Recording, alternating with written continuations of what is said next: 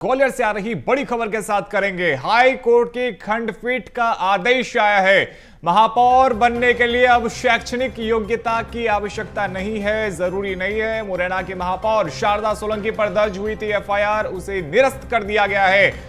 फर्जी अंक सूची मामले में एफआईआर दर्ज की गई थी। यह मामला हाईकोर्ट में भाजपा नेता और महापौर पद की प्रत्याशी मीना जाटव की ओर से दायर किए गए परिवाद से जुड़ा हुआ है। शारदा सोलंकी पर आरोप था कि नामांकन के दौरान जो 10वीं की अंक सूची दी थी वह फर्जी है। लेकिन ग्वालियर के देखिए हाईकोर्ट की खंडपीठ ने यह आदेश दिया है और कहा है कि महापौर बनने के लिए शैक्षणिक योग्यता की आवश्यकता नहीं है।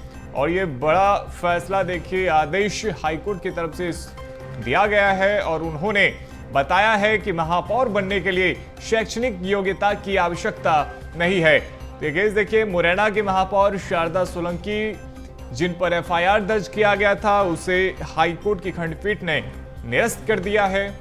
और इस खबर पर अधिक जानकारी के साथ हमारे सहयोगी प्रहलाद सेन फोन लाइन पे हमारे साथ में जुड़ गए।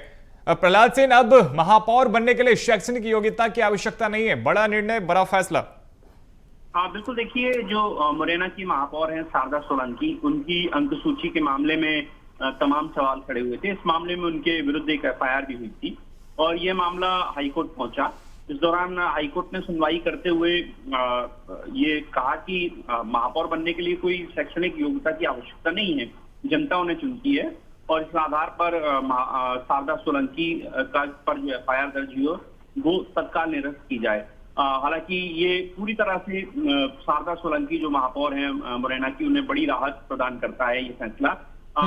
मैं आपको बता दूं कि इस आधार पर कोर्ट ने जो शिकायत हुई थी शारदा सोलंकी की अंक सूची को लेकर, ये कहा गया था कि उन्होंने 10वीं की अंक सूची जो जमा की है नामांकन के दौरान जो दर्शाई है वह फर्जी है। इस आधार पर कोर्ट ने 30 सितंबर 2024 को धोखाधड़ी कूट रचित दस्तावेजों के आरोपों में एफआईआर दर्ज करने के आदेश दिए थे और इस पर एफआईआर भी हुई थी। तो फिलहाल बड़ी राहत मुरैना की जो महापौर हैं शारदा सोलंकी उन्हें मिली।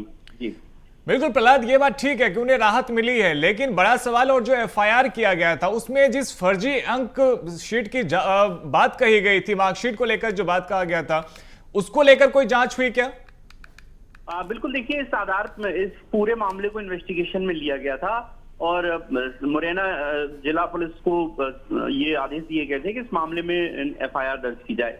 जांच हुई थी, उस आधार पर ही एफआईआर दर्ज हुई थी। लेकिन अब चूंकि कोर्ट ने इस मामले में एक टिप्पणी की है और जो एफआईआर हुई थी उसे निरस्त करने के आदेश दिए, तो अब कोर्ट के इस आदेश पर देखना होगा कि आगे क्या कुछ निर्णय होगा, कि किस तरह से और आगे कार्रवाई होगी।